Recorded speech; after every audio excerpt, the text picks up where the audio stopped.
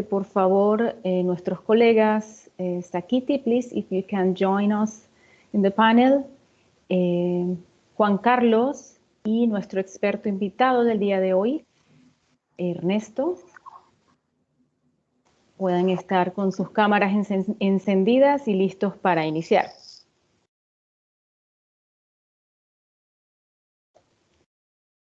Bien. Creo que ya podemos iniciar. Son exactamente las 4 de la tarde aquí en Viena y para las respectivas horas de nuestros participantes. Muy buenas a todos. Muchas gracias por el interés que han mostrado en este seminario.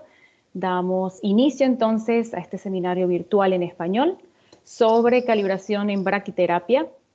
Me complace el día de hoy invitarles en el marco del proyecto RLA 9088 sobre el fortalecimiento de las capacidades regionales de los usuarios finales y las organizaciones de apoyo técnico en materia de protección radiológica y preparación y respuesta ante emergencias de conformidad con los requisitos de la OIEA. Es un título bastante largo, es nuestro proyecto regional, como he dicho.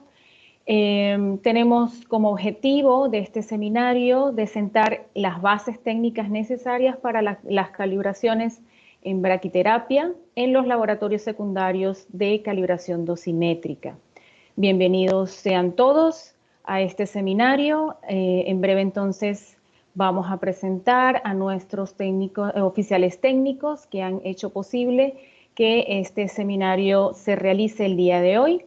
Le cederé la palabra a nuestra colega Sakiti Misam, no sé si nos escucha. Sakiti, if you can join us, que nos va a dar una breve presentación del contenido de este seminario, hacia dónde va dirigido, la audiencia y un poco un resumen de lo que vamos a aprender el día de hoy. Seguidamente, nuestro oficial técnico, Juan Carlos Mora, que también nos acompaña y es parte de este proyecto regional, dará esta misma explicación un poco más resumida en español.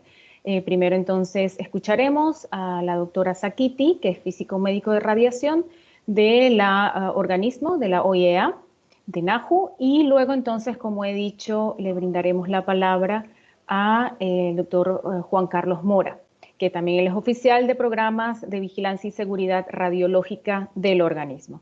Entonces, apreciamos a la doctora Sakiti si pudiera entonces tomar la palabra y brindarnos un pequeño resumen de lo que vamos a ver el día de hoy en este programa, en este seminario.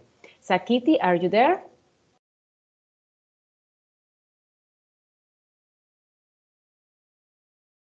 I'm not sure if she's listening.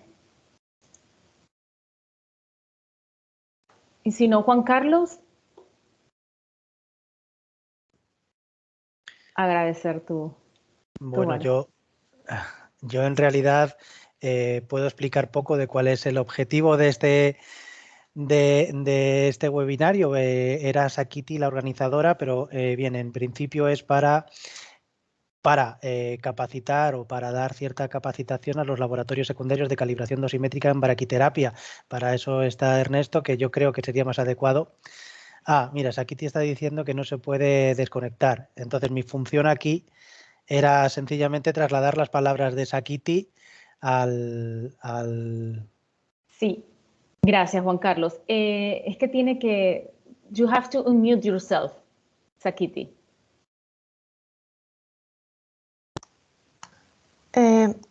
Perdón, creo que es que se le ha cambiado el rol y no va a poder. Ahora la busco y le quito el mute. Un momentito. Gracias Marta. Entonces esperamos unos minutos para que nuestra colega Sakiti pueda incorporarse y gracias Juan Carlos, quizás esperemos que ella nos ofrezca sus palabras y tú nos apoyes con estas palabras en español.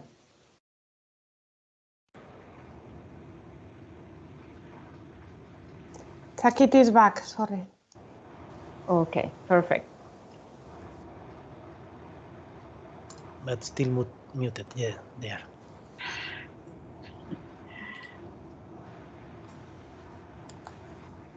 Hello, Sakiti. Okay. Good morning and good afternoon, colleagues. Apologies for the glitch. I was set up as a participant, so I couldn't unmute myself. So welcome everyone to the workshop. Just a brief intro that the purpose of this webinar is really to give and provide understanding on the measurement traceability for dosimetry related to brachytherapy. And we hope it will help the participants to understand the role of each laboratory from primary to secondary level, and also just give a bit of clarity on the measurements then that are performed at the hospitals. The presentation will cover from primary standard, as I've mentioned, to what's expected from the secondary standard laboratories and what they need to do when they perform the calibrations, and then give a bit of the perspective then for the hospitals. So we hope it will be an enjoyable workshop for all of you, and we wish you all the best. I wish I could have spoken in Spanish, but I will try to translate your speech, Sakiti. This is my role here. Sorry for that. So, yes, and, bueno, como dijo antes Esther, el programa regional es muy amplio, tiene muchos aspectos que cubrir. Yo soy el oficial técnico encargado de la protección radiológica. Sakiti es la que tiene que ver con, en principio, los laboratorios de calibración secundarios y primarios. Entonces, bueno, nos da su bienvenida y nos dice que este webinario es solamente una introducción breve, básica, para entender el rol sobre las medidas y dosimetría en los laboratorios secundarios y también en los primarios de braquiterapia, y para entender el rol de estos laboratorios de dosimetría. También para entender qué es lo que se espera de estos laboratorios y cuáles son sus funciones. Y solamente esta era la introducción de Sakiti.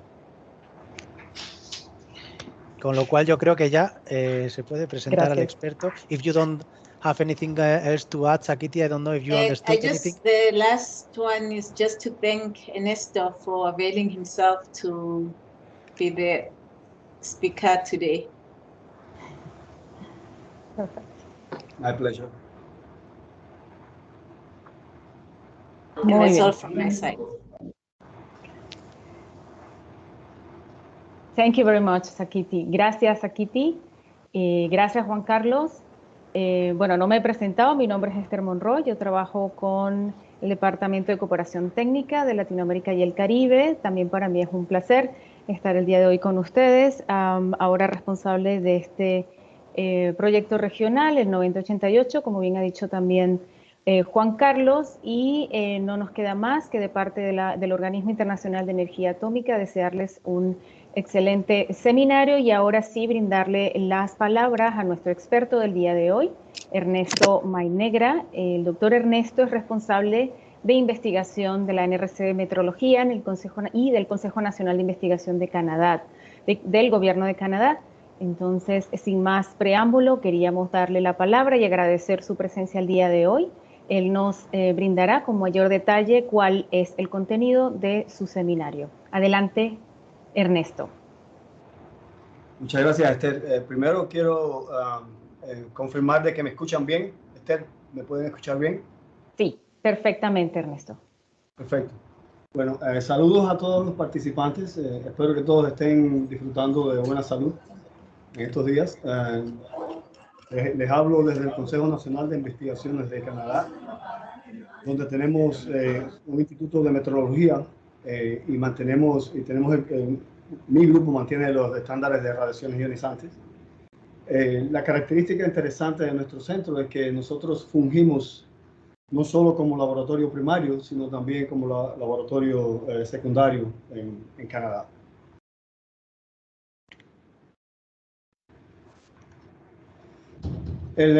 Los temas que vamos a tocar hoy en día comenzarán con una introducción a la braquiterapia y qué son las fuentes de braquiterapia.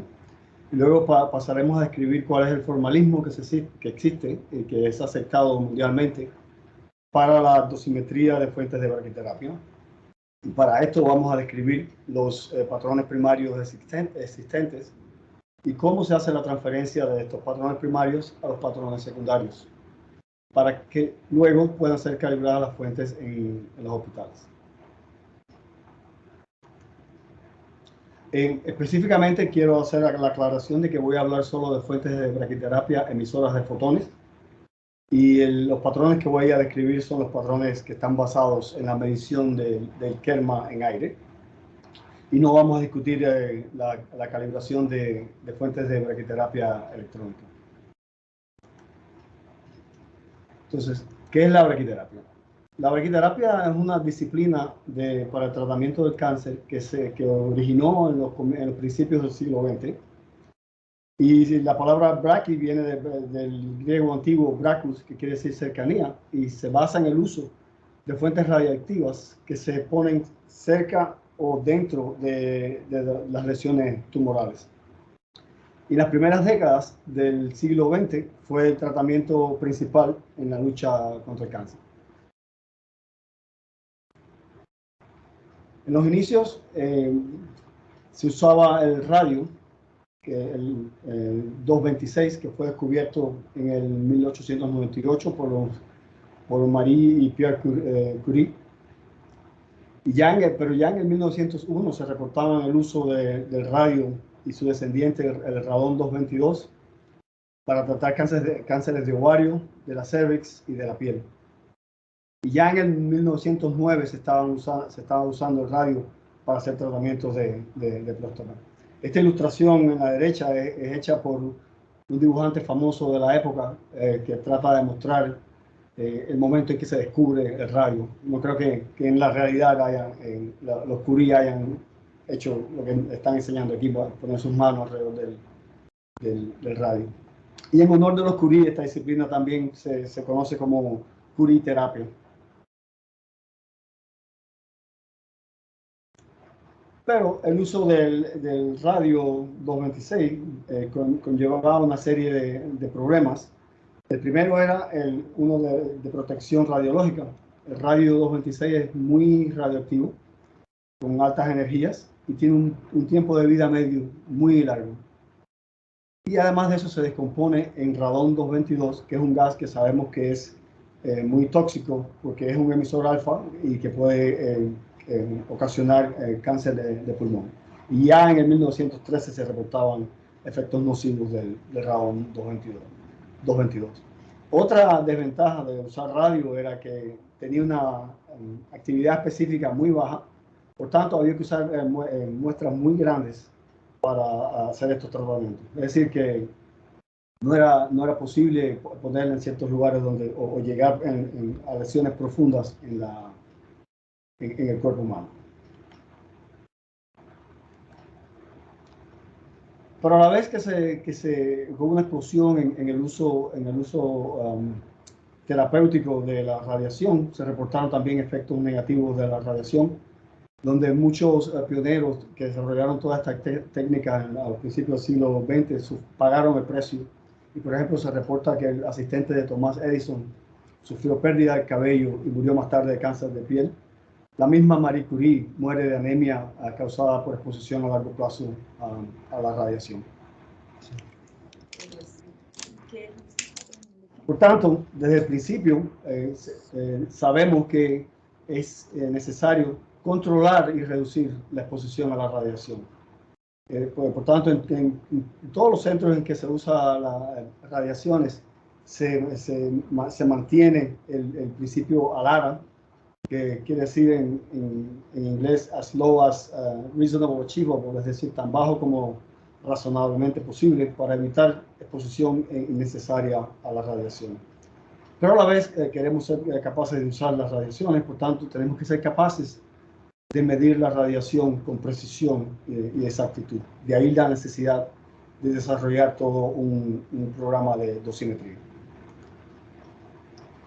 A inicios de los años 50, en que se comienza a usar la cobaltoterapia, es decir, máquinas de irradiación externa con cobalto, decayó el uso de la braquiterapia.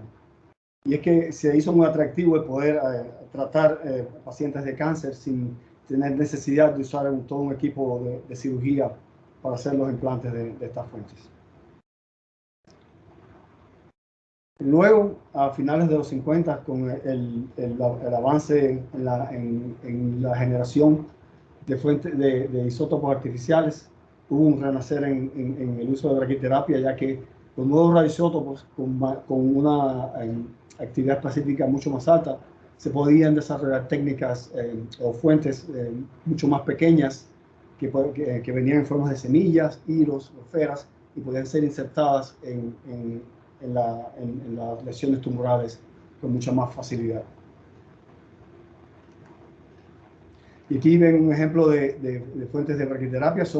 Hoy en día son bastante pequeñas, la longitud es alrededor de 5 milímetros de longitud y menos de 1 milímetro de diámetro.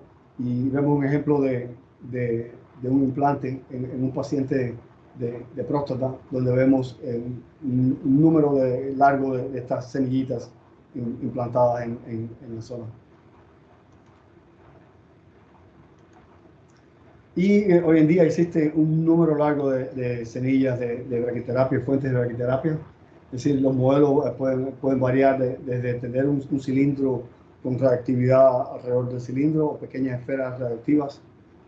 Por tanto, hay que poder realizar la dosimetría de todos estos tipos de fuentes. En la actualidad, a pesar de que las modalidades de teleterapia, tal como VMAT, que es la arcoterapia volumétrica modulada, también la radioterapia guiada por imágenes, IGRT, la radioterapia estereotáxica corporal, SBRT. A pesar de todos estos avances y la popularidad de estas otras técnicas, la braquiterapia continúa siendo una opción esencial en el tratamiento para muchos pacientes de cáncer. Porque, a pesar de todo, la braquiterapia aún puede ofrecer tratamiento de más corta duración, se puede proteger más al tejido sano de los órganos alrededor de la lesión y puede ser una opción más económica mientras a la vez se pueden obtener resultados comparables o en algunos casos superiores a estas otras técnicas. Hay opciones desde entonces en el uso de la braquiterapia. Tenemos, por ejemplo, hay una explosión en el desarrollo de lo que se llama intensidad modulada en la braquiterapia, donde se puede usar el blindaje para dirigir la radiación en cierta dirección para de esta forma proteger los órganos que pueden estar en riesgo. Es decir, estos blindajes se pueden aplicar se pueden implementar, se pueden diseñar en las fuentes o en los aplicadores de las fuentes y se puede usar de forma estática o dinámica. También un desarrollo relativamente reciente es el uso de fuentes de rayos X de miniatura que pueden ser usadas para también irradiar el tumor. Son muy populares en el uso en mama. Cuando se hacen operaciones de mama, estas fuentes se pueden usar para dar un toque de radiación para asegurarse de que se eliminaron todas las células cancerígenas. Hoy en día la braquiterapia tiene un enfoque más multidisciplinario, es decir, se combina con otras técnicas, incluyendo la cirugía. Las fuentes de braquiterapia se pueden clasificar en fuentes por sus isótopos. Tenemos que hay fuentes que usan paladio, yodo y iridio. Estas son hoy en día las que más se encuentran en el mercado y en los hospitales. Inicialmente, cuando se estaba tratando de sustituir el radio, se usó oro, cesio y cobalto. Hoy en día el cobalto está resurgiendo, se ha vuelto interesante la idea de tal vez usar cobalto, ya que reduciría la frecuencia con la cual se necesita cambiar la fuente. Pero esto es algo que aún no ha cogido fuerza en el mundo. También se pueden clasificar las fuentes de braquiterapia basadas en la tasa de dosis. Existen fuentes de baja tasa de dosis, la cual la Comisión Internacional por la Radiación, para Unidades de la Radiación ha definido en un rango de tasas de dosis entre 0.4 grays por hora y 2 grays por hora. Tasa de dosis media, donde la tasa de dosis está entre 2 y 12 grays por hora, y altas tasas de dosis, donde la tasa de dosis es mayor que 12 grays por hora. Hoy en día solo escuchamos hablar de bajas y altas tasas de dosis. No se habla de medias tasas de dosis, ya que estudios en los 90 demostraron que no había una gran ventaja en usar bajas tasas de dosis o altas tasas de dosis. Por tanto, hoy en día mayormente se habla de bajas y altas tasas de dosis. Los implantes de estas fuentes de braquiterapia pueden definirse dependiendo en la región del cuerpo humano donde se van a usar. Puede ser intracavitarias, es decir, haciendo uso de las cavidades del cuerpo humano. Intersticial, que sería en el tejido, o sea, insertar la fuente en el tejido o exactamente donde está el tumor, el tejido tumoral.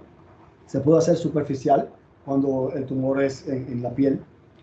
Intraluminal, que puede ser en las vías respiratorias, en los bronquios, en el esófago.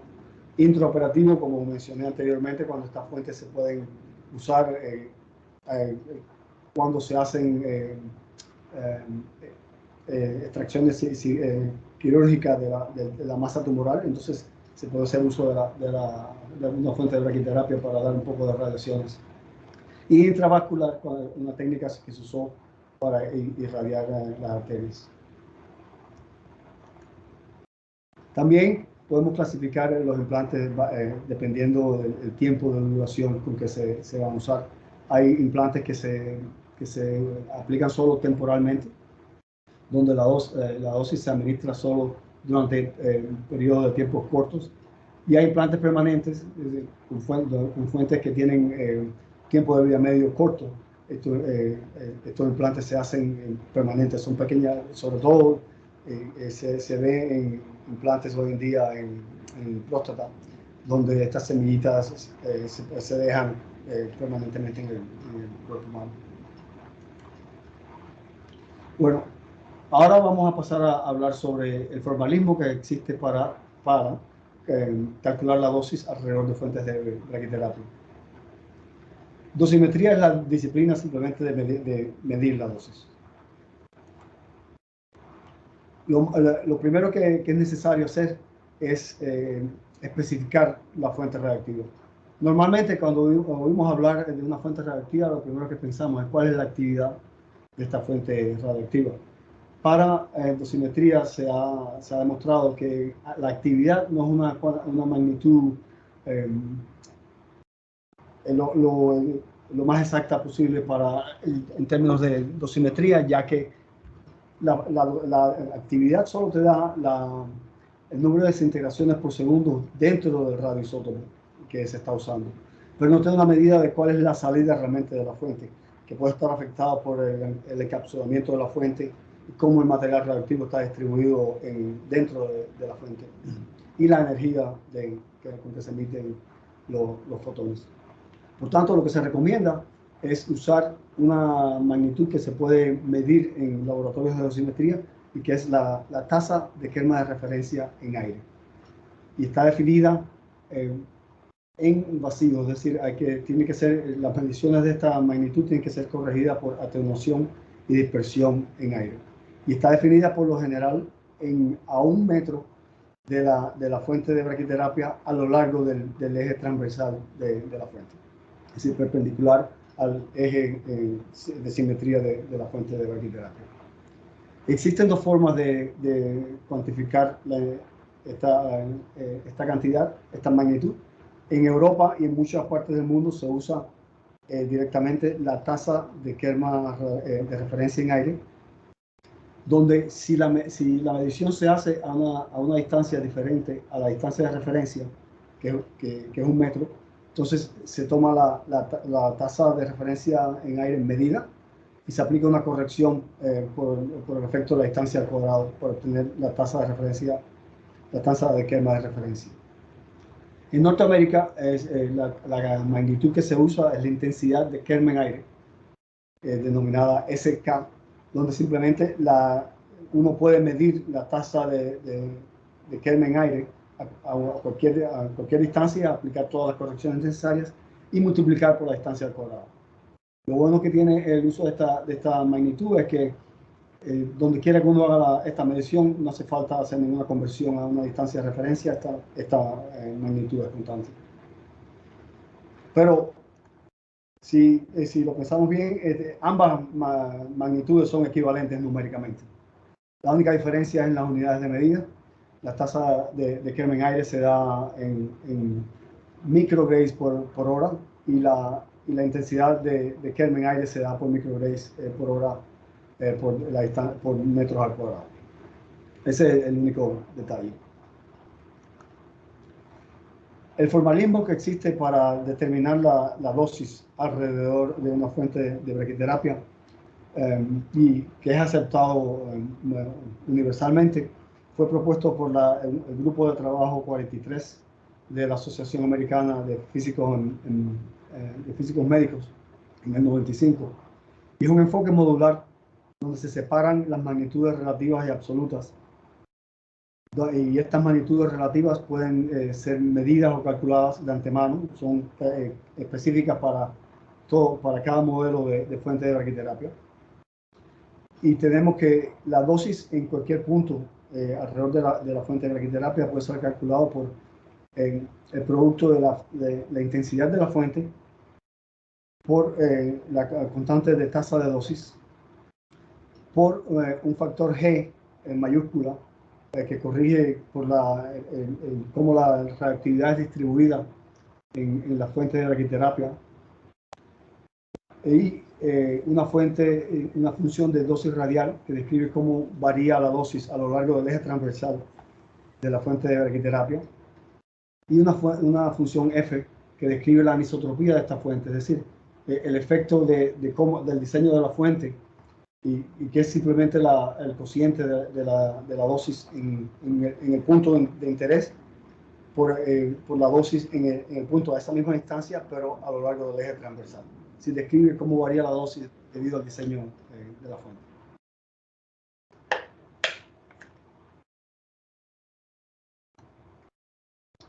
Esta constante de dosis es muy importante porque es la que establece el enlace entre una calibración de la fuente y la dosis en un punto en el maniquí o en el paciente cuando se va a usar la fuente en la clínica.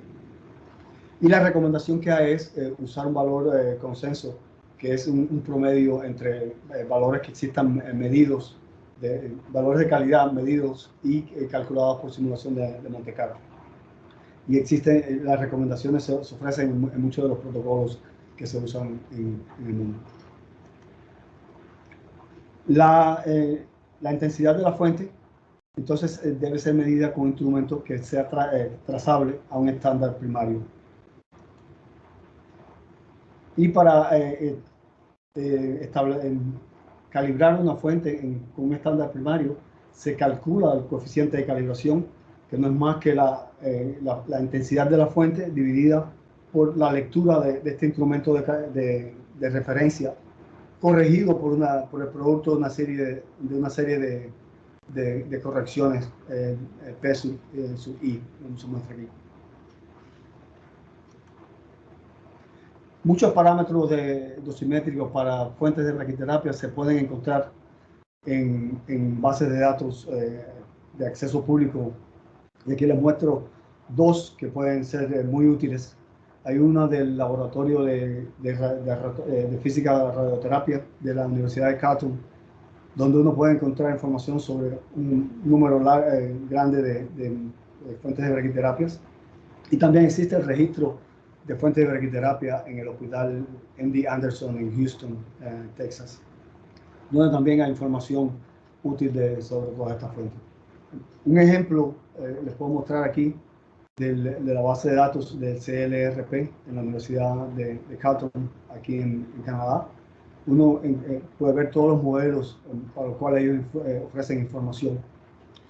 Aquí, si uno hace un clic en uno de estos enlaces, puede encontrar información tales como detalles geométricos de la fuente, la constante de tasa de dosis que se recomienda, la función radial, la función de anisotropía y también el espectro de estas fuentes.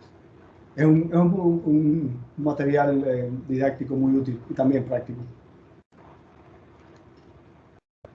Ahora, pasemos a describir los patrones primarios que existen para caracterizar las fuentes de radioterapia. Este es el paso inicial en la cadena dosimétrica. Es decir, una vez que se tiene una fuente de radioterapia, queremos saber cuál es la intensidad de esta fuente. A partir de cuál entonces podemos establecer la dosis que esta fuente provee al paciente. Y como habíamos hablado, la magnitud que se usa para caracterizar las fuentes es el Kelvin aire. Y el instrumento ideal para medir el Kelvin aire es la cámara de ionización de paredes de aire. Y en lo que sí me voy a referir a ellas como las cámaras de aire libre. Estas son las cámaras que se usan como estándares primarios para rayos X. Y por tanto, uno podría imaginarse que también podrían ser usadas para fuentes de braquiterapias de bajas energías.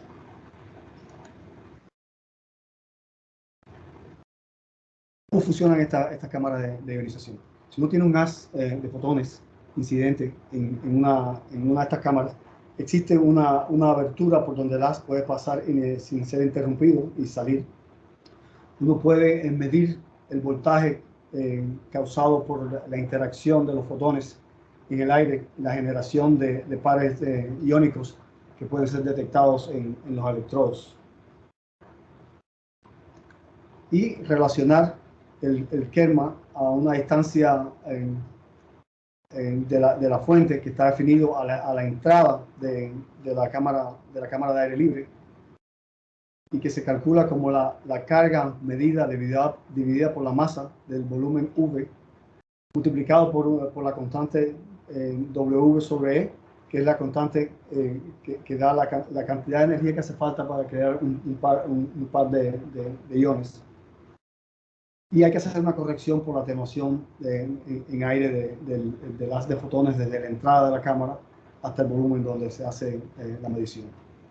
Para que esta medición dé el valor del kerma en aire, se requiere que exista un equilibrio de las partículas cargadas en el volumen V. Esto quiere decir que los electrones que se generan en V, que escapan este volumen V, tienen que ser balanceados por electrones entrando en este volumen.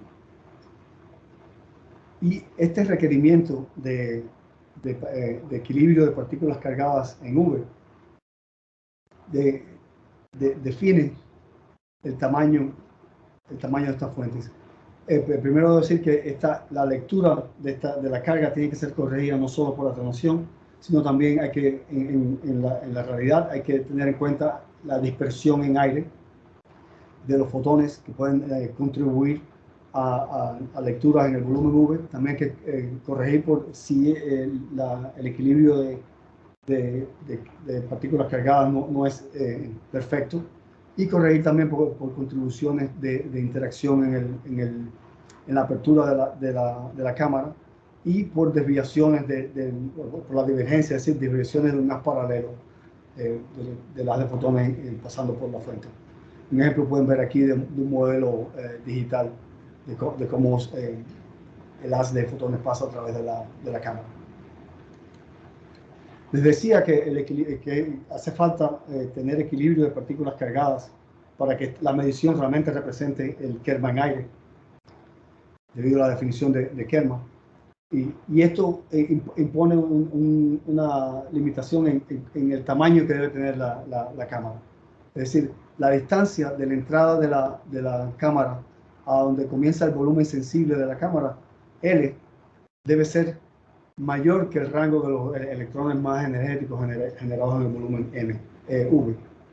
También la distancia del centro de este volumen a los electrodos debe ser más largo que el rango de los electrones. Por tanto, este tipo de cámara no es práctico para altas energías. Aquí les muestro un ejemplo de los patrones primarios para hacer de rayos X aquí en nuestro laboratorio en Canadá. Tenemos una cámara pequeña a la izquierda que es para haces de rayos X hasta 80 kilovolts, y tenemos una cámara mucho más grande, más de 1 metro, para haces de hasta 300 kilovolts.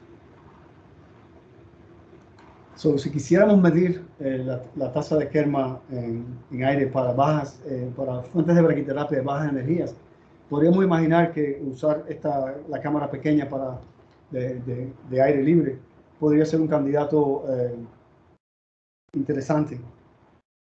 Lo que sucede es que la apertura de estas cámaras es muy pequeño, 5 milímetros de diámetro, y tiene el volumen sensitivo es muy pequeño. Por tanto, la señal que se mide es muy débil, y aunque se han hecho mediciones para fuentes de braquiterapia de baja energía, siempre hace falta usar más de una fuente de braquiterapia, y uno termina creando grupos de fuentes de braquiterapia de la forma que les muestro aquí, donde están todas pegadas, y al final no es práctico usar este tipo de cámaras. Por tanto, en los 90 se propuso en el NIST, en el Laboratorio Nacional de los Estados Unidos, usar lo que se llama una cámara de aire libre de apertura ancha, donde la apertura es de alrededor de 8 centímetros de diámetro, y el volumen sensible es 400 veces más grande que el volumen de las cámaras regulares de aire libre. En este caso, los electrodos no están paralelos al haz, sino que interceptan el haz, y por tanto hay que hacer la medición en 2 volúmenes. Uno, el volumen normal de medición, y un volumen bien pequeño para eliminar el efecto de estos electrodos sobre el haz. Este tipo de estándar primario se usa en los Estados Unidos y aquí en Canadá para establecer el esquema de referencia en aire. Una alternativa existe en Alemania, en el PTB, donde usan una cámara también de un volumen grande, pero que es una cámara de extrapolación donde se hacen mediciones en varios volúmenes para determinar la corriente en función del aumento del volumen. Y igualmente los electrodos interceptan el haz, y también hay que hacer correcciones al respecto. En Francia existe también un estándar primario para fuentes de bajas energías. En este caso es una cámara de aire libre circular, de lo más interesante, donde, no sé si ven el cursor, déjame usar el láser. La apertura de la cámara es esta hendidura, donde puede medir el haz de fotones puede entrar a la cámara en un ángulo azimutal de 2pi. Por tanto, el volumen efectivo de medición es también bastante grande, y tiene un volumen sensitivo de alrededor de 2.300 centímetros cúbicos.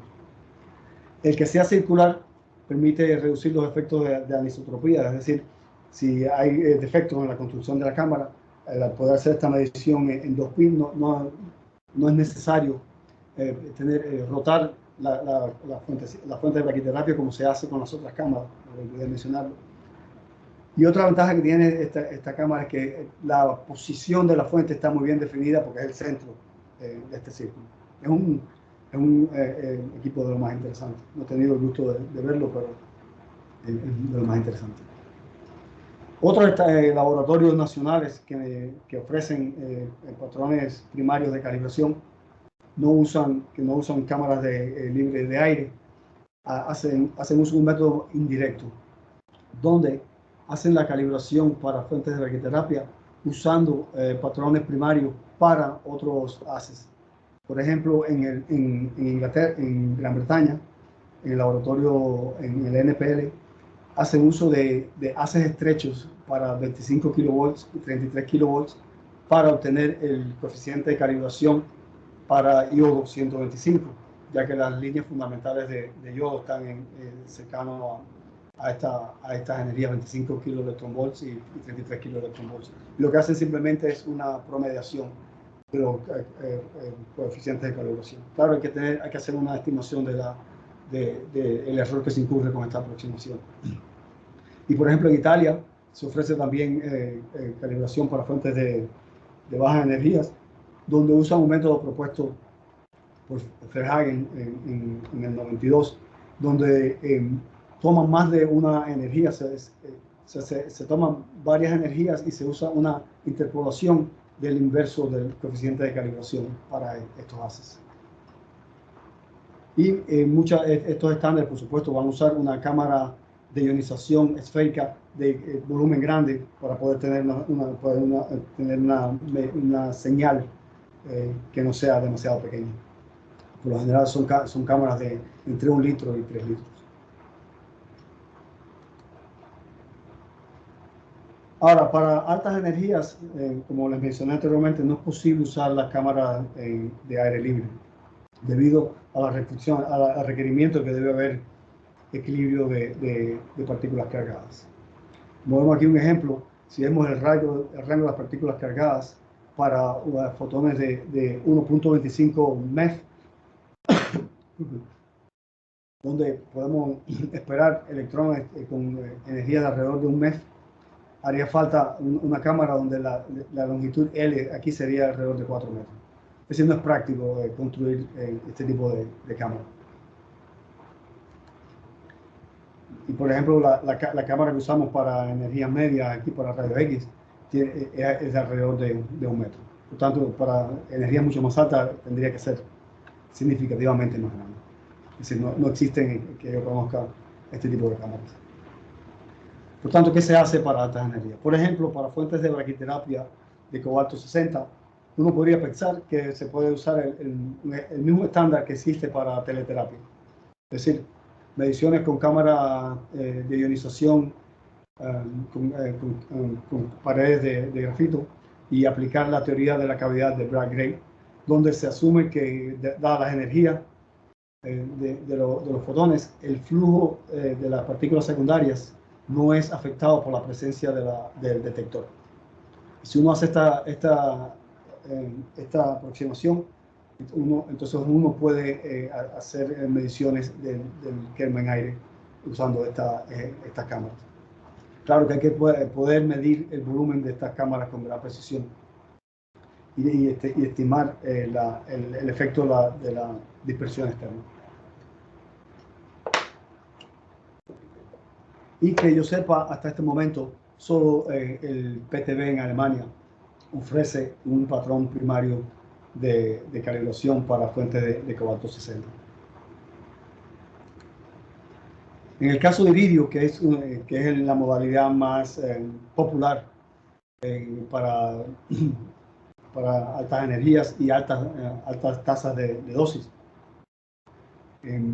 cuando se comenzó a usar esta técnica en los 90s, no se disponían de fuentes de cámaras de ionización que pudieran ser usadas a estas energías. Primero, no se estaba seguro si la teoría de las cavidades de Bragg-Gray se podía usar, y no existían cálculos, no se han hecho estudios todavía sobre esta validez. Es decir, se dudaba si se podía hacer lo mismo que se hace con cobalto 60. Por tanto, lo que se hizo fue usar métodos indirectos parecidos a lo que mencioné para baja energía, donde se hacía uso de patrones primarios para haces de rayos X de altas energías, altamente filtrados, o sea, haces estrechos, y un coeficiente de calibración para fuentes de altas energías, por ejemplo, de cesio. Y se podría hacer una interpolación, una promediación de estos coeficientes de calibración. Si existen dos formas de hacerlo, uno puede simplemente usar la promediación, es un método más sencillo, pero está mostrado que es tan exacto como el usar una interpolación donde se usan coeficientes de calibración de muchas de las líneas del iridio. Y actualmente este tipo de patrón primario se ofrece en muchos de los laboratorios de calibración primarios de Australia, Italia, Francia, en Canadá, Alemania, en los Estados Unidos, en Holanda y en Rusia. Recientemente se han reportado desarrollos donde ya hoy en día existe el poder de cálculo para establecer las correcciones por violación de la teoría de la cavidad de Bragg. Y hay diferentes laboratorios, por ejemplo, en la India, en Corea, en China y en Gran Bretaña, donde han desarrollado estándares primarios, donde usan una cámara de ionización regular estándar y introducen todas las correcciones que hacen falta para que sean válidos. Bueno, una vez que podemos establecer la intensidad de estas fuentes, o sea, podemos caracterizar la fuente de braquiterapia, es necesario transferir este patrón primario hacia los laboratorios de calibración secundaria. Y es una tarea que no es trivial, ya que, como hemos visto, hay un número largo de fuentes de braquiterapias. Y por tanto, mantener estándares para todas estas fuentes es bastante difícil. Los laboratorios secundarios de calibración dosimétrica tienen una función importante. No existen tantos laboratorios primarios en el mundo, por tanto sería una tarea muy difícil o imposible para los laboratorios primarios diseminar estos patrones en el mundo entero. Por tanto, existen laboratorios dosimétricos secundarios que pueden pueden calibrar sus instrumentos y transferir el patrón primario. Y estos laboratorios secundarios existen tanto a nivel de país o en diferentes regiones en un país. Por ejemplo, en los Estados Unidos existen tres laboratorios secundarios que se llaman laboratorios acreditados de calibración dosimétrica, ya que ellos tienen una población de más de 300 millones de habitantes. Pero en Canadá, dado que es un país con una población de alrededor de 38 millones de habitantes, el laboratorio primario es el encargado de ofrecer estas calibraciones a las clínicas y a otros laboratorios secundarios, por ejemplo, en los Estados Unidos y otros países. Es decir, nosotros tenemos una carga de trabajo doble, donde tenemos que mantener los laboratorios, los patrones primarios, pero también diseminar estos patrones en la clínica. Pero por suerte no hay tantas clínicas en Canadá. También debo mencionar que en el caso en que en un país no exista un laboratorio de calibración primaria o no sea posible acceder a laboratorios primarios de calibración, existe la posibilidad de usar la red de laboratorios secundarios de calibración dosimétrica ofrecida por el OIEA en colaboración con la Organización Mundial de la Salud, donde ellos ofrecen calibraciones y con trazabilidad al BIPM, que es el laboratorio internacional donde mantienen muchos estándares primarios, pero también creo que pueden ser traceables a otros laboratorios primarios como el PTB en Alemania.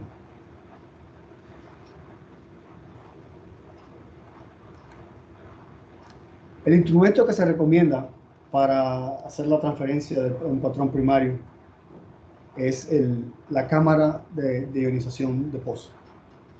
Esta cámara ofrece varias ventajas. Primero, tiene un volumen bastante largo, es decir, que cuando se introducen dentro del pozo de la cámara, la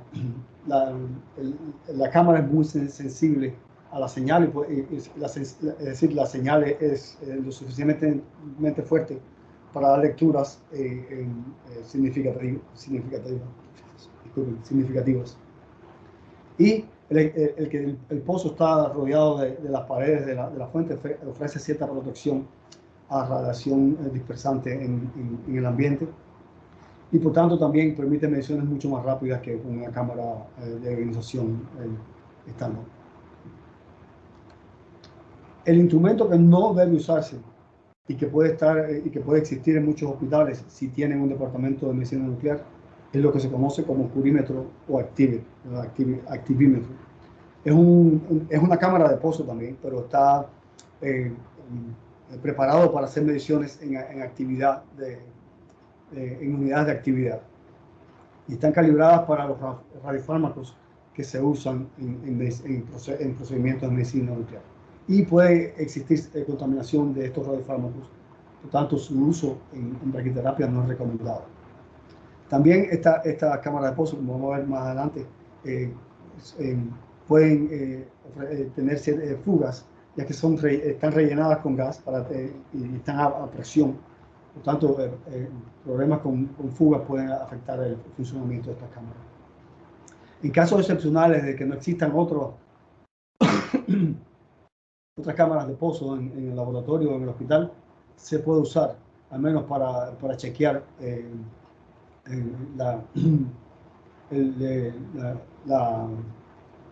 las fuentes de braquiterapia en la clínica. Ahora, ¿qué tipos de cámaras de ionización de pozo existen? Existen cámaras abiertas, o sea, ventiladas al aire libre. Este tipo de cámaras de pozo se pueden usar con fuentes de bajas y altas tasas. Requieren correcciones de presión y temperatura. Están abiertas al medio ambiente. Y por tanto necesitan también ser climatizadas por al menos 30 minutos. Existen cámaras de pozo selladas, que están rellenas con gas, por lo general es gas argón. Este tipo de cámaras de pozo fueron diseñadas para ser medidas con fuentes de bajas tasas y de bajas energías. Por tanto el gas estaba bajo presión para aumentar la densidad del aire, poder medir la señal con exactitud. Y es decir, el uso de estas altas presiones aumentan la función respuesta de estas cámaras de pozo. La recomendación por el OIEA y la Asociación Americana de Físicos Médicos es usar cámaras abiertas al medio ambiente, ya que las cámaras selladas, aunque están selladas, con el tiempo pueden presentar fugas y que no son detectadas inmediatamente. Por tanto, uno no puede darse cuenta inmediatamente de esta fuga y puede haber un drift, o sea, un cambio en el coeficiente de calibración con el tiempo que hemos detectado hasta que este efecto es notable. Por tanto, se recomienda usar las cámaras que son ventiladas, cámaras abiertas. La calibración de los instrumentos del laboratorio secundario debe hacerse en un laboratorio de calibración primario, pero si esto no es posible, también puede hacerse esta calibración en otros laboratorios secundarios que sean trazables a un estándar primario, pero también, como mencioné anteriormente, pueden ser calibrados en el laboratorio dosimétrico del OIEA. Una vez que la cámara de pozo es calibrada en el laboratorio primario, se convierte en el patrón secundario que puede usarse entonces en los laboratorios secundarios para calibrar las fuentes de braquiterapias o instrumentos que se reciben de los hospitales. Ahora voy a hablar un poco de cómo es el proceso de calibración con las cámaras de pozos. Una vez se recibe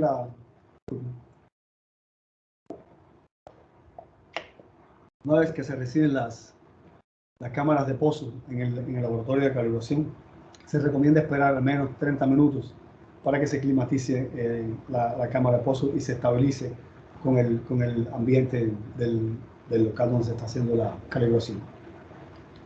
Sin embargo, se ha demostrado que puede tomar hasta 400 minutos para eliminar una diferencia de temperatura de 4 grados. Es decir, en países donde hay cambios grandes de temperatura, o si la cámara se manda a otros países o sea, se manda por avión, se recomienda por lo general dejar la cámara aclimatarse.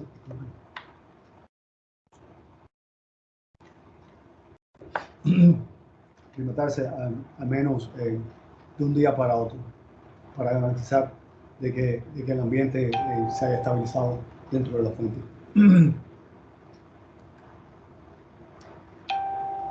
Claro, antes de hacer las mediciones tenemos que cerciorarnos de que es así, de que hemos logrado estabilizar la temperatura dentro de la cámara.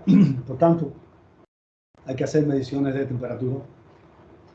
Lo ideal sería poder medir la temperatura dentro del pozo donde se hace la medición. Pero esto por lo general es inconveniente. Por tanto, lo que se hace, como en el caso que se muestra aquí, es posicionar la sonda para medir la temperatura en contacto con la cámara, con la pared de la cámara, que se supone que debe estar en equilibrio con el interior del pozo. Por ejemplo, aquí les muestro cómo lo hacemos aquí en nuestro laboratorio. Ponemos la sonda, se pone en una base de aluminio y la cámara de pozo se pone encima de la sonda de temperatura. De esta forma garantizamos un contacto directo con la pared del detector y que estamos midiendo realmente la temperatura dentro de la cámara. Esto lo hicimos ya que cuando estábamos estableciendo el servicio detectamos que había cambios de temperatura en el local que podían ser significativos a la hora de hacer las mediciones. También se recomienda que el rango de trabajo de humedad relativa debe estar entre el 20% y el 70%. Cuando uno se mantiene en este rango no es necesario aplicar ningún tipo de corrección por humedad. Y hay que asegurarse de que la temperatura no cambie pues, más del 0.5 grados Celsius. La temperatura y presión, cuando se reportan las mediciones, deben ser reportadas usando temperatura y presión de referencia, las cuales están definidas a 20 grados centígrados o 22 grados centígrados, dependiendo de dónde uno se encuentre en el mundo. En Norteamérica se usa 22 grados centígrados, en Europa se usa 20 grados centígrados. Y la presión de referencia es de 101.3 kilopascal. La presión que se usa para hacer la corrección, cuando se hace la medición a una temperatura diferente que la de referencia, está basada en asumir que el aire es un gas ideal y se muestra aquí en esta expresión. Sin embargo, se ha demostrado que hay un efecto de la altitud en la densidad del aire, lo cual puede afectar las mediciones, sobre todo cuando la altitud donde se hacen las mediciones es mayor de 1000 metros de altura. Es decir, la expresión que mostré anteriormente para hacer esta corrección no elimina el efecto de la altitud en la densidad del aire. Y se han propuesto correcciones, por ejemplo, para cámaras fabricadas por Standard Imaging. Se ha determinado que la expresión estándar para corregir por la presión y temperatura corrige por exceso.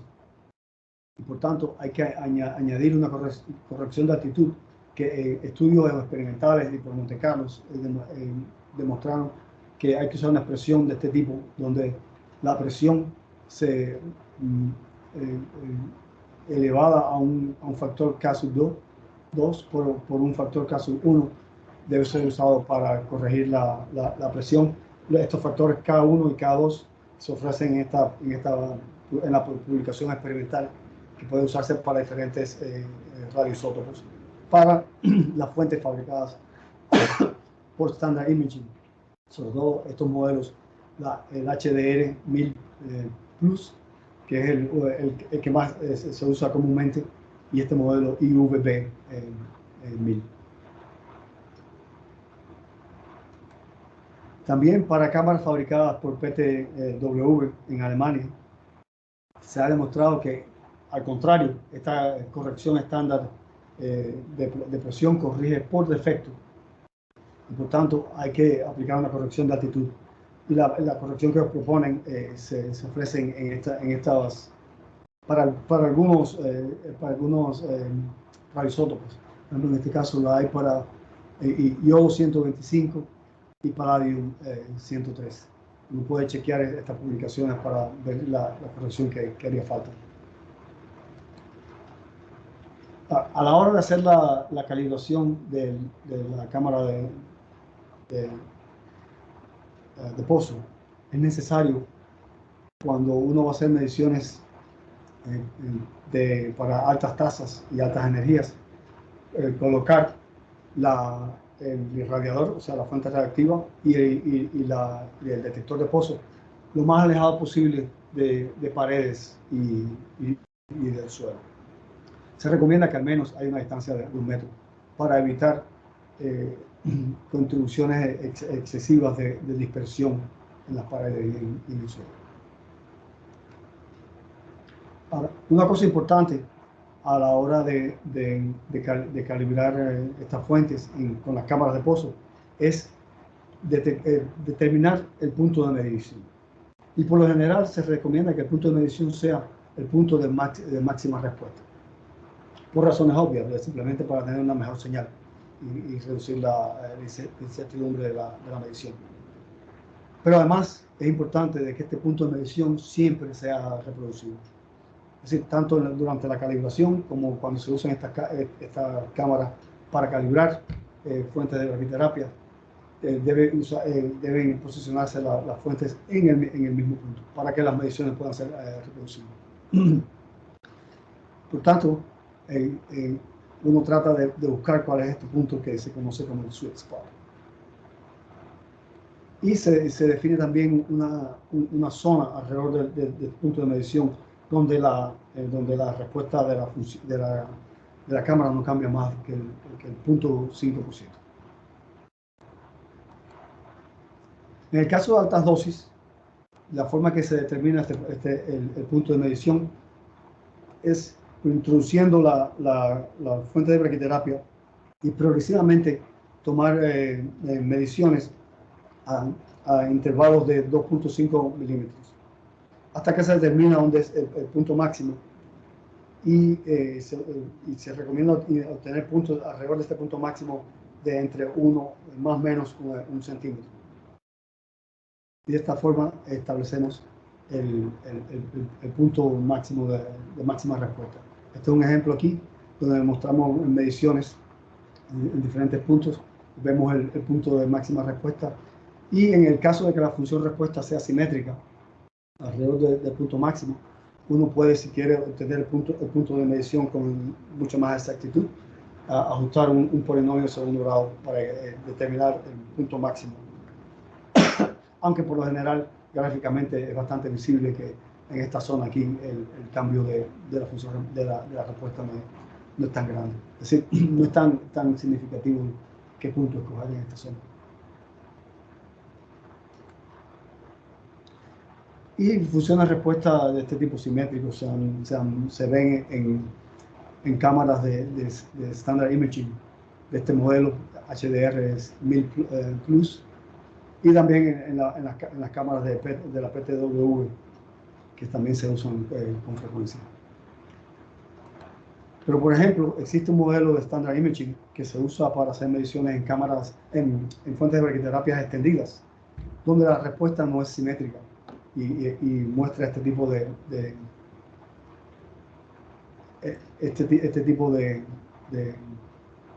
dependencia con la profundidad. Y la forma de determinar el punto máximo de medición es hacer mediciones hasta que se encuentre el primer máximo en la función respuesta.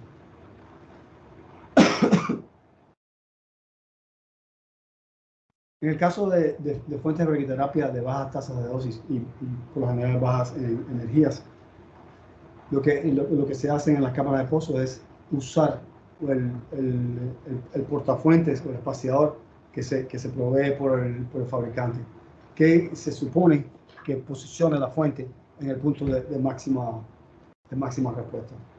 como les mencioné anteriormente, no es tan crucial exactamente la posición del máximo, pero lo más importante es que esta posición sea reproducible a la hora de hacer el uso de la cámara de pozo. Esto es realmente lo más importante. Por ejemplo, en casos en que el portafuentes no sea simétrico, por lo general se recomienda que la orientación en cómo se introduce el portafuentes sea siempre el mismo. Por tanto, los fabricantes ofrecen marcas en el portafuentes para que se debe ajustar con un punto, una marca en la cámara de pozo.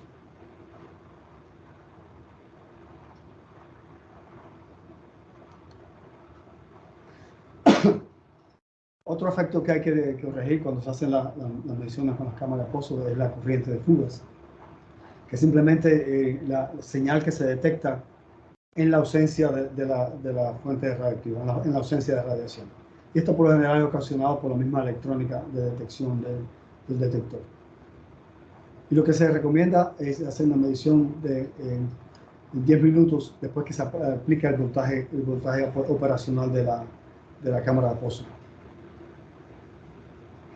Y el laboratorio secundario, en el momento que está calibrando las fuentes, debe medir o al menos incorporar el efecto como parte del incertidumbre cuando se hacen las calibraciones. En los hospitales, si el efecto de la corriente de fuga es menor del 0.1%, puede ser ignorado.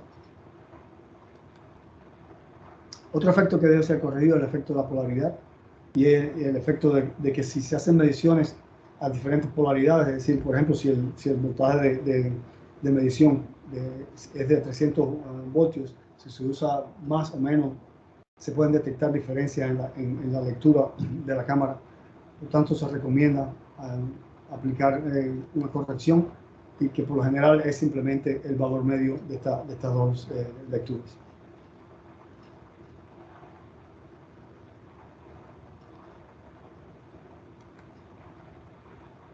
Y por lo general lo que se hace es cuando los laboratorios primarios de calibración reciben la solicitud de calibrar cámaras de pozos, es que el cliente, o sea, ya sea la clínica o el laboratorio de calibración secundario, solicita qué tipo de polaridad es la que ellos quieren usar y es la que van a usar.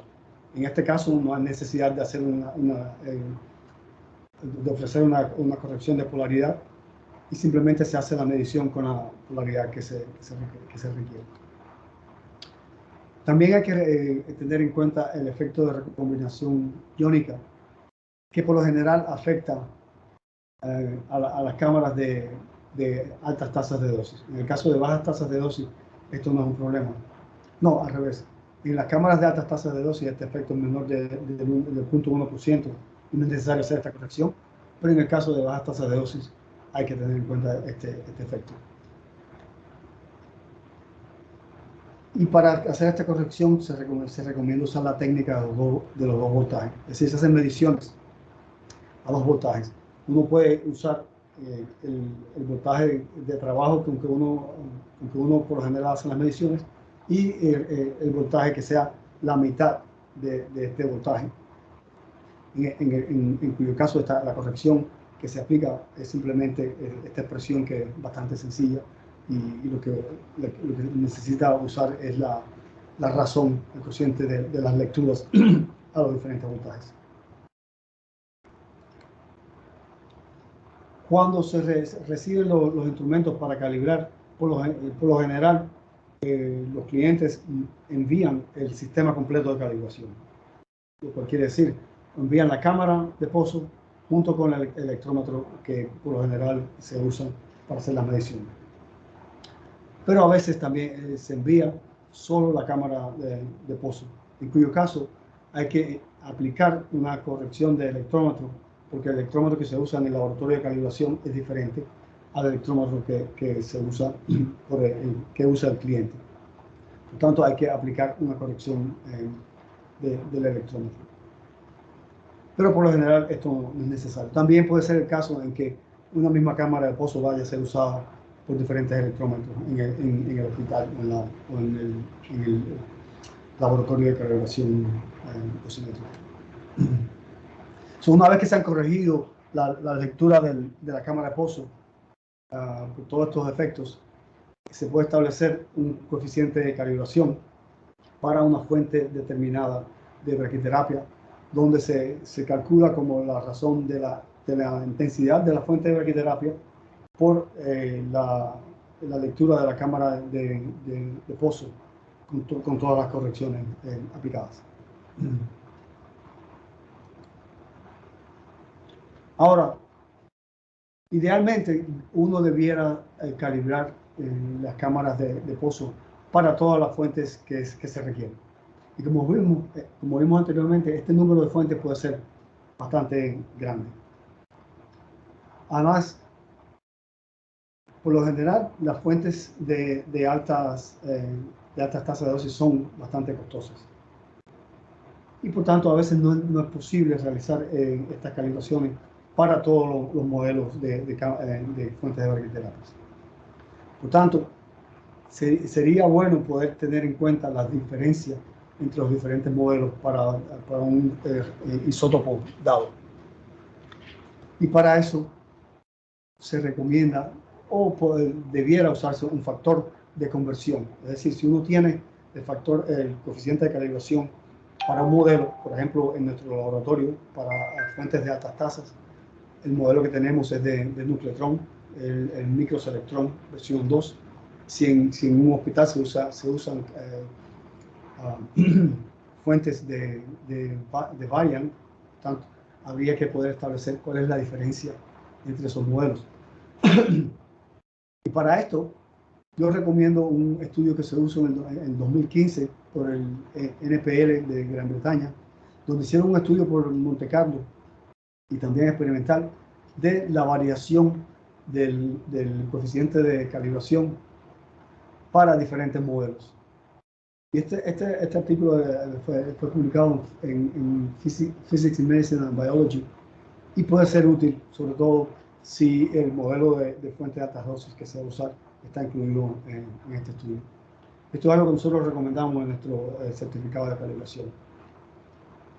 Alternativamente, para fuentes de altas dosis, en el laboratorio de calibración de Wisconsin, en los Estados Unidos, este laboratorio acreditado, se hizo un estudio de muchos modelos de fuentes de altas tasas de dosis y se encontró que la diferencia entre los diferentes modelos no era mayor que el 1%. Por tanto, si uno podría también no aplicar un factor de conversión y aumentar la incertidumbre en la calibración por 1% y especificar que esta incertidumbre es aumentada en caso de que es más grande en caso de que esta calibración se va a usar con una fuente de altas tasas de dosis diferente a la que se usó en la calibración. Es decir, que en ese caso no habría que preocuparse del modelo de fuente que se está usando, pero sí la incertidumbre en el coeficiente de calibración sería mucho mayor. Para bajas tasas, hasta hace poco no existía información al respecto. Y que yo sepa, por ejemplo, el NIST ofrecía servicios de calibración para un número largo de modelos de fuentes de braquiterapia. Pero ellos tienen convenios con los fabricantes de estas fuentes. En nuestro caso, por ejemplo, cuando nosotros ofrecemos servicios de calibración para bajas tasas de dosis, por lo general podemos adquirir fuentes de braquiterapia de bajas tasas para uno o dos modelos, no más. Por tanto, sería bueno poder saber cuál podría ser el factor de conversión si uno va a usar modelos diferentes en el hospital. Y afortunadamente, el año pasado, en septiembre del 2020, salió un artículo publicado por el laboratorio acreditado de la Universidad de Wisconsin, donde se hizo un análisis de calibraciones desde el 1996 hasta el 2020 para diferentes modelos de fuentes de bajas tasas de dosis. Y como ven en esta tabla, aunque no es necesario que lo vean con todo el detalle, se ofrecen la diferencia que hay en el coeficiente de calibración para estos modelos con respecto a un modelo de referencia, en este caso una fuente de cesio. Esto puede ser usado para obtener la diferencia entre los diferentes modelos que se muestran aquí.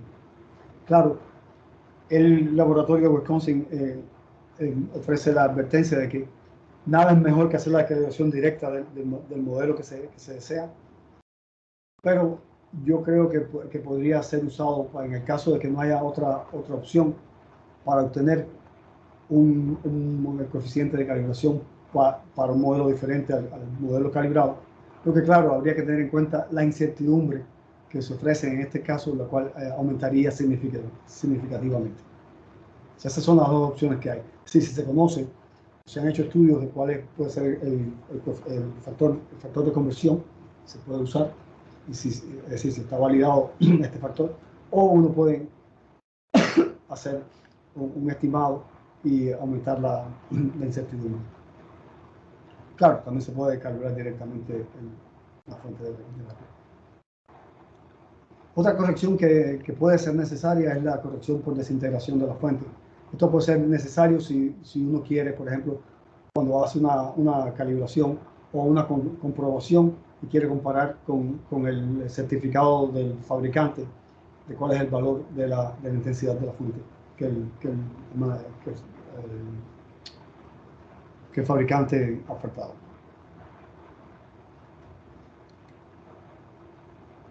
Entonces, una vez que existe un instrumento que ha sido calibrado, a la hora de determinar el kerma de referencia en aire o la intensidad de la fuente, uno puede usar el coeficiente de calibración, aplicar una lectura y, si es necesario, hay que aplicar las correcciones de desintegración y si el modelo es diferente. Y también, por supuesto, siempre es importante aplicar las correcciones ambientales cuando se hace la lectura con el detector. Ahora, una cuestión importante es garantizar de que el instrumento funciona adecuadamente. Hay que establecer, me imagino que es importante establecer un programa de control de la calidad donde uno establece la constancia de la lectura de los detectores de pozos, y uno debe confirmar la compatibilidad con mediciones hechas durante la calibración. Es decir, regularmente uno debe hacer estos chequeos en los laboratorios secundarios de calibración y en los hospitales. Y se recomienda hacer este chequeo con una frecuencia cuatrimestral y también antes y después de un cambio de fuente.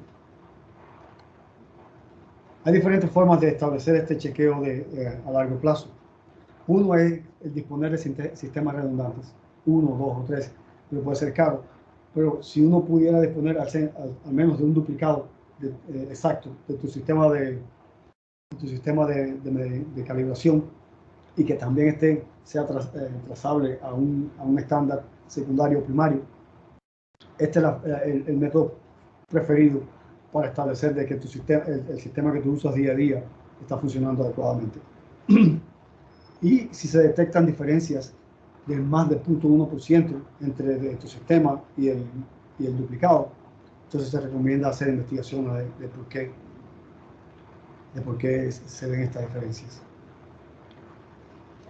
Alternativamente, y es un método que me imagino que sea menos costoso, sería hacer el uso de fuentes reactivas estables, que sean mecánicamente estables, sin nada que sea líquido o gaseoso o en polvo, y usar fuentes que tengan largo tiempo de vida media y que sean de energías similares, por lo más cercano posible a la energía de las fuentes de braquiterapia que uno quiere calibrar.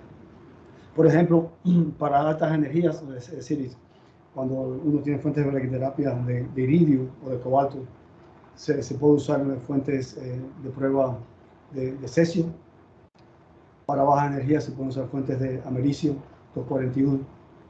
Y en el caso del iridio, disculpen,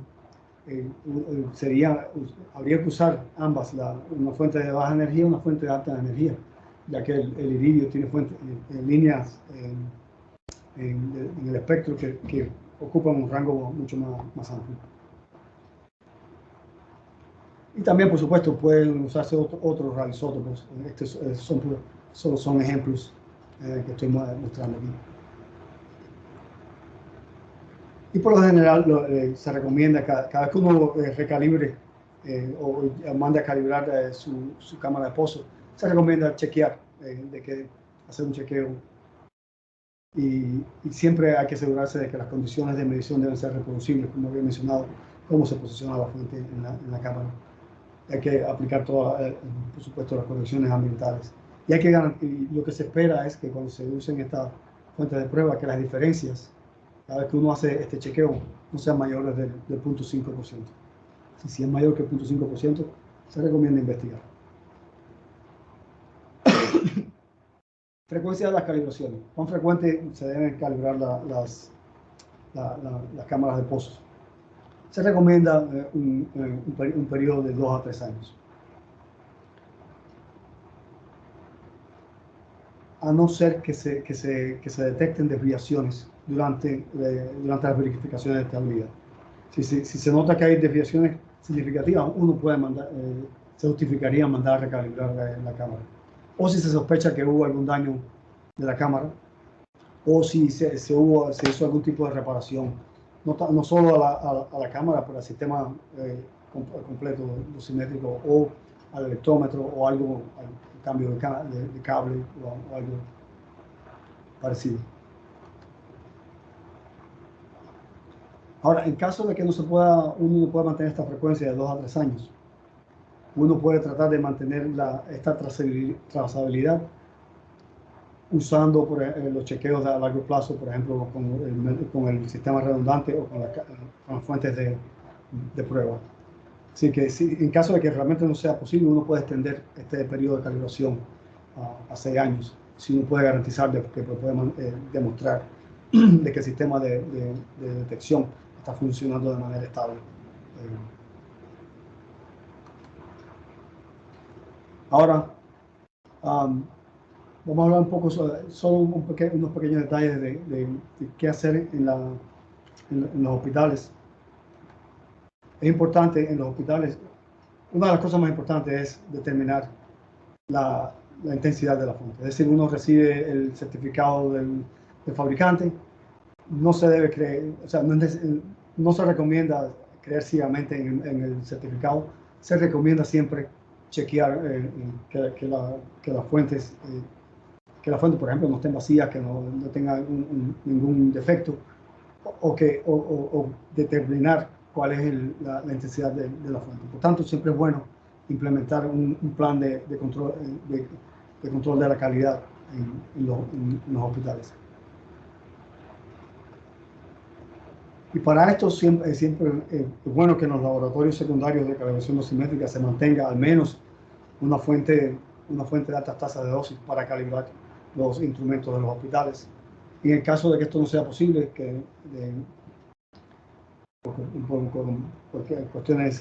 muchas cuestiones, se recomienda tal vez entonces establecer un convenio con un hospital que tenga un afterloader, un cargador diferido, o que tenga incluso que ofrezca el servicio con las fuentes para poder hacer la calibración de los equipos del laboratorio secundario.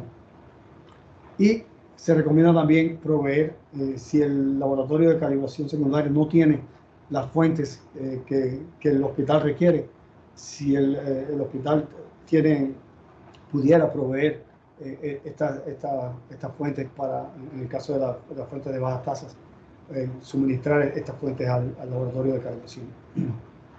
Y el proceso de la forma en que se calibran los instrumentos del hospital en el laboratorio secundario es idéntico al proceso que yo describí, que se usa en los laboratorios primarios para calibrar los instrumentos de los laboratorios secundarios.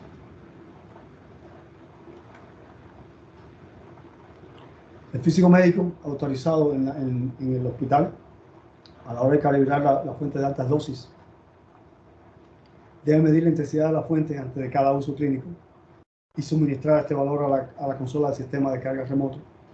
Y además de usar este valor, es decir, el valor que el físico médico determina, y usar este valor en el sistema de planificación de radioterapia.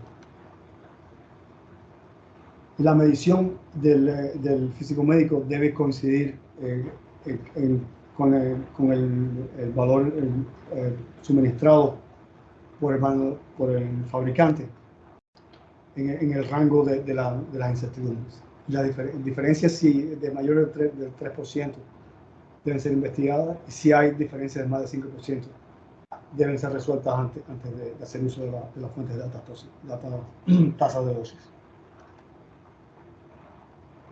En el caso de bajas tasas de dosis, se usan los implantes a veces requieren cientos de semillas de ser implantadas, es decir, uno puede estar chequeando cada una de ellas. Entonces, lo que se recomienda es comprar del fabricante fuentes extras para hacer chequeos estadísticos aleatorios de los lotes que se proveen por el fabricante, y hacer verificaciones de estas fuentes extras. Bueno, con esto yo concluyo la charla. No sé si, me imagino que pasemos ahora a preguntas. Le paso el control Perfecto. al OIEA. Muchísimas gracias, Ernesto. Sí hay unos comentarios y preguntas en el chat. Si quieres, vamos atendiéndolas una a una. Y también creo que tú tenías algunas preguntas para la audiencia. No sé si empezamos primero con la de los participantes.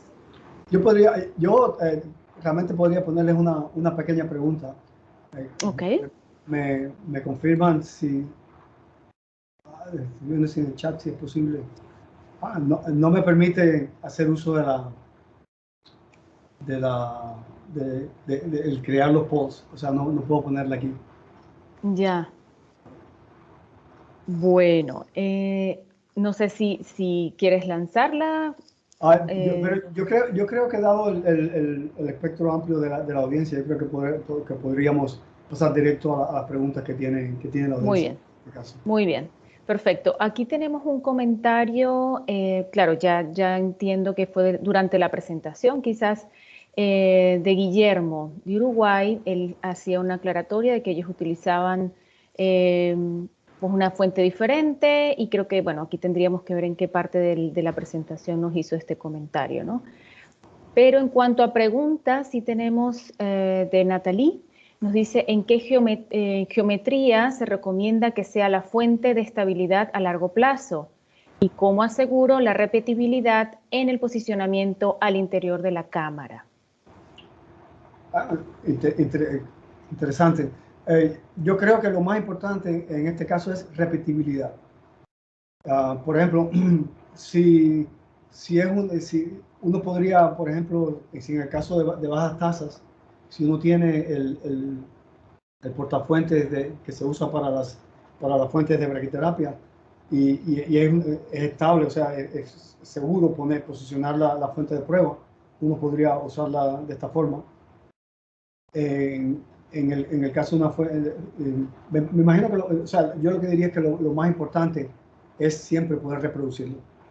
De cualquier forma que tú puedas lograr de forma práctica mantener de una forma segura y estable la fuente de chequeo, lo más importante es que tú puedas reproducir cada vez esta posición.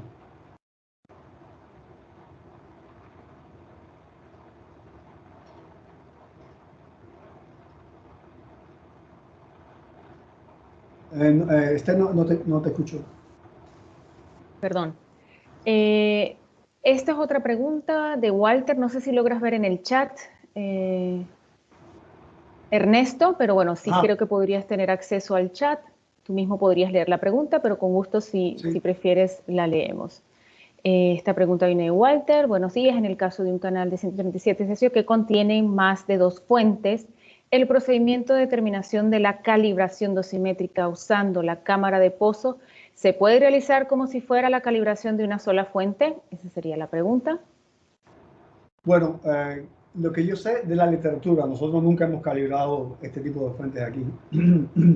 Lo que yo he visto en la literatura es que existen cámaras para en el caso en que uno tenga una fuente extendida, lo cual quiere decir, es decir, puede ser una tirita con varias fuentes o una fuente que sea alargada. Por ejemplo, la cámara de pozo de Standard Imaging, la IWB-1000, está diseñada para asimilar fuentes que sean alargadas. Y yo me imagino que si uno puede introducir igualmente a lo que mencioné anteriormente, uno puede introducir este tipo de fuentes de forma reproducible en el volumen de la cámara de pozo, yo creo que sí, que uno podría usar la lectura que uno tiene de esta cámara de pozo para obtener el coeficiente de calibración para este tipo de fuentes. Muy bien.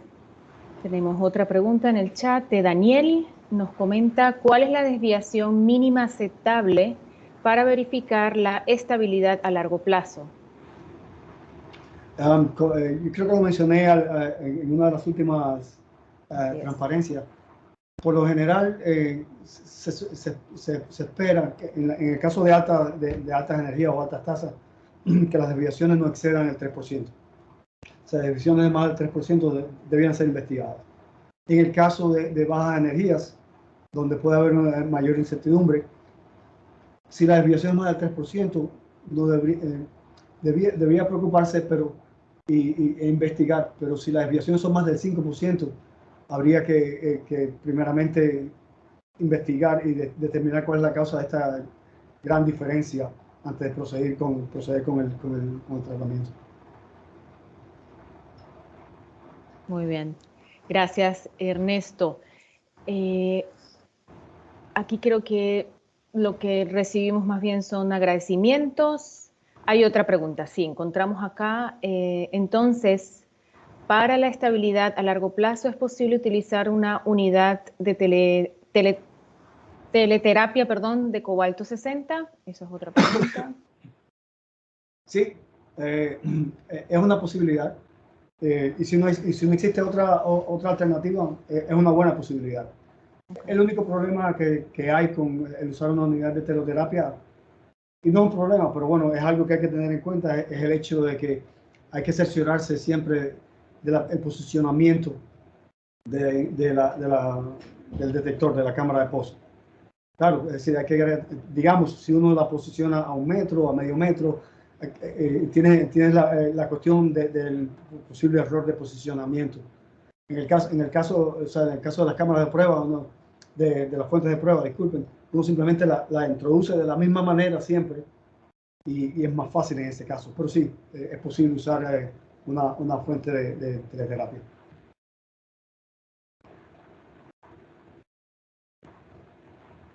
Bien, tenemos otra pregunta, creo que es la misma persona, o de Uruguay.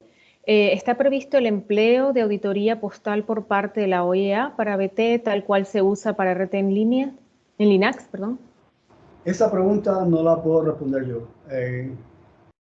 Además, no sé si el servicio, la auditoría postal, no sé, me imagino que eso sería una pregunta más bien para el OEA.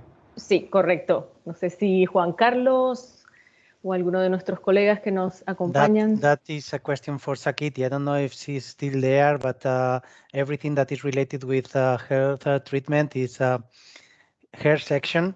I am not aware of it, and Sakiti, I don't know if she's there. I'm here. Hello. We have a question for you. They are asking if the IAEA will have auditoría postal. How do you translate that, Ernesto? Post audit. Postal audit. Yeah. A postal audit for brachytherapy as it's done in radiotherapy for Linax. Do you know that? Not yet. There's a CRP that has just been, that is starting. So they're going to develop a methodology, look at working on a methodology to develop that. And I'm not sure what's the plan after that, but there isn't any for brachy yet. Okay.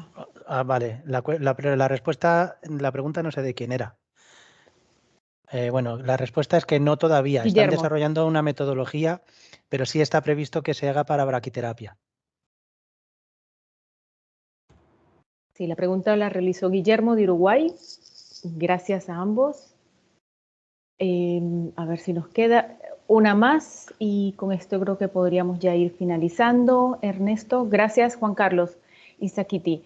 La pregunta que tenemos por parte de José Luis, ¿qué recomiendas para trabajar con una cámara de pozo a 4.000 metros de altura, presurizada o abierta? 40.000 no creo que sea, o sea, 4.000 metros de altura. Adelante, Ernesto. Tal vez si deberíamos partir de cuánto confiamos en las correcciones de altitud que existen hoy en día. Hoy, yo lo que hice fue mostrarles las posibilidades que existen y los estudios que se han hecho. En mi opinión, tal vez yo creo que debería hacerse un estudio más completo, porque por ejemplo para las cámaras de la PTW no existe mucha información. Pero claro, tu pregunta es sobre las cámaras, en el caso de fuentes de altas tasas de dosis, ¿no? Para el cual el estudio hecho pues, en Wisconsin parece bastante completo y por lo general las fuentes no cambian mucho. Es decir, tal vez podrías usar los factores de... estoy confundiendo, disculpa. Si podría usar la corrección ofrecida por Wisconsin, o como tú mencionas, la opción de usar cámaras selladas con presión, pero entonces tendría que de verdad garantizar de que monitorearla con más frecuencia para detectar cualquier tipo de fuga. No sé cuán buenas sean hoy en día las cámaras selladas en cuanto a mantener la presión. Pero sí, tal vez esa sea una alternativa de usar una cámara sellada. Gracias por la pregunta, porque es un buen punto. Perfecto. Creo que en el chat no encontramos más preguntas.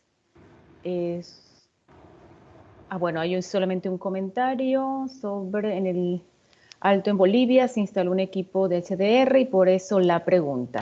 Un poco para aclarar a Ernesto. Claro.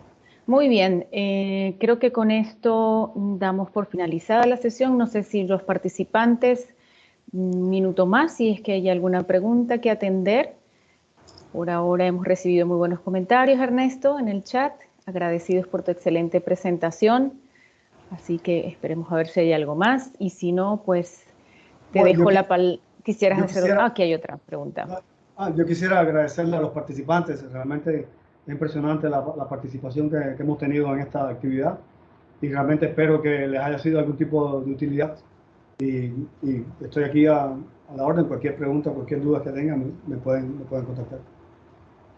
Muy bien. Hay una última pregunta, Ernesto. Claro, la pregunta general, que si vamos a enviar la presentación, ya tú nos dirás el material que podamos compartir. De hecho, hay una grabación que estará disponible para todos ustedes. Así que ya veremos el material de las presentaciones también, si lo podemos hacer llegar seguramente. Hay otra pregunta, no sé si dos más, y cerramos, Ernesto. ¿Qué te parece? Sí. Muy bien. Bien, aquí hay otra pregunta. ¿Es recomendable considerar la incertidumbre por estabilidad a largo plazo en el proceso de calibración? Bueno, este chequeo de estabilidad es más bien para asegurarse de que, o sea, no es parte del proceso de calibración. Es más bien para cerciorarse de que la cámara está funcionando en el día a día sin problemas. Es decir, la respuesta es no. Sin embargo, el saber, el tú hacer ese chequeo frecuente de cuán bien funciona tu cámara es algo que tú podrías introducir en la incertidumbre tuya cuando estás haciendo mediciones el saber, por ejemplo, que tu cámara históricamente en los últimos 10 años no ha cambiado más del 0.3%, 0.1% o incluso menos. Eso te da una garantía de la calidad de tus mediciones, ¿no? Es decir, al menos te ofrece en principio yo diría que no es parte del proceso de calibración, ¿no? Simplemente te da una idea de la estabilidad a largo plazo de tu cámara. Bien, y ahora la última pregunta que tenemos en el chat por parte de José Luis nos dice: ¿cuál es la cámara de ionización recomendada para el iridio 192?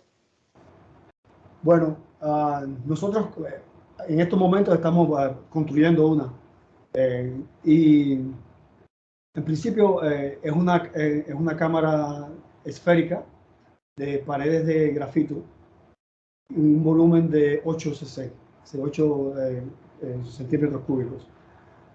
Lo más importante es que uno tenga una señal decente a la distancia que está haciendo las mediciones, que sea lo más equivalente al aire posible, por eso siempre se recomienda grafito.